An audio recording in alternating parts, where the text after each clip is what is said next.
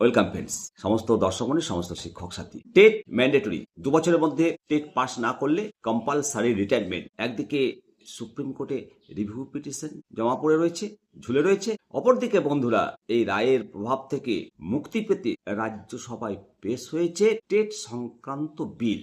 এই টেট সংক্রান্ত যে বিল পেশ হয়েছে, কে এই বিল পেশ করলো, এই বিলের উদ্দেশ্য কি, এই বিল কি পাশ হবে, আলোচনা করব। সঙ্গে আমি শিবরাম সরকার, নিমতিতা দর্শন। বন্ধুরা, সুপ্রিম কোর্ট 1 সেপ্টেম্বর 2025-এর যে রায় দিচ্ছে, তার ফলে লক্ষ লক্ষ শিক্ষক শিক্ষিকার চাকরি নিয়ে একটা সংকট তৈরি হয়েছে, কম্পালসারি রিটায়ারমেন্টের মুখে ঠেলে দিয়েছে। বর্তমানে 13 মার্চ 2026 তারিখ রাজ্যসভায় একটি প্রাইভেট মেম্বার বিল পেশ করেছেন জন বিটরাস, সিপিআইএম সাংসদ। কোন শিক্ষককে টেট পাস না করার কারণে চাকরি থেকে কম্পালসারি রিটায়ারমেন্টের দিকে ঠেলে না দিয়ে চাকরি নিশ্চিত করাই এই বিলের মুখ্য উদ্দেশ্য। এই বিলটি বর্তমানে কি অবস্থায় রয়েছে, এই বিলটি কি আদৌ পাস হবে? বন্ধুরা, বর্তমানে বিলটি রাজ্যসভায় প্রাথমিক পর্যায়ে রয়েছে, এর ওপর আলোচনা চলছে। এটি একটি প্রাইভেট মেম্বার বিল। মনে রাখতে হবে, পার্লামেন্টে সাধারণত এই ধরনের বিল খুব কম সংখ্যক পাস হয়।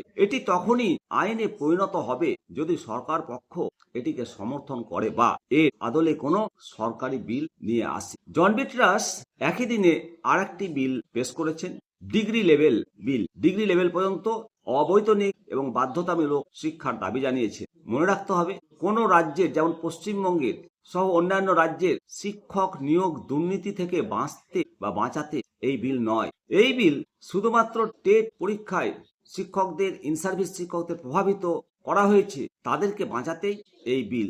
এই বিলটির বর্তমান অবস্থা কি, সেই সম্পর্কে যতটা জানতে পারা গেছে সেটাই আলোচনা রাখছি আপনাদের সঙ্গে আমি শিবরাম সরকার। বন্ধুরা, সাংসদ জন বিটরাস কর্তৃক পেশ করা the right of children to free and bill 2026 বর্তমানে রাজ্যসভায় পেন্ডিং পর্যায়ে রয়েছে। এটি মনে রাখতে হবে প্রাইভেট মেম্বার বিল। এই প্রাইভেট মেম্বার বিল প্রতি শুক্রবার আলোচনার জন্য সময় নির্দিষ্ট থাকে। বিলটি আইনে পরিণত হতে হলে লোকসভা এবং রাজ্যসভা উভয় কক্ষেই এটি পাস হতে হবে এবং রাষ্ট্রপতির সই লাগবে। এই বিল সম্পর্কে কেন্দ্র সরকারের অবস্থান কি?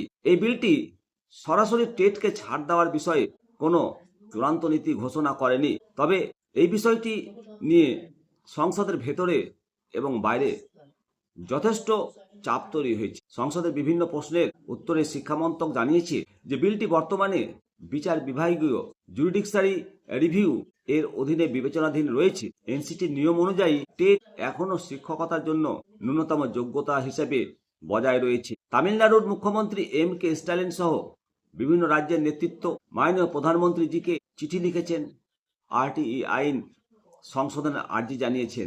বিলটির গুরুত্ব বুঝে, কিছু সূত্র অনুসারে এবং মুখ্যমন্ত্রীদের চিঠির গুরুত্ব বুঝে প্রধানমন্ত্রীর দপ্তর পিএমও শিক্ষা মন্ত্রকের কাছ থেকে এই সংক্রান্ত একটা রিপোর্টও চেয়ে পাঠিয়েছেন, যেটা ইঙ্গিত দেয় যে সরকার এই বিষয়টির সাথে গুরুত্ব সহকারে আছে বা দেখছে।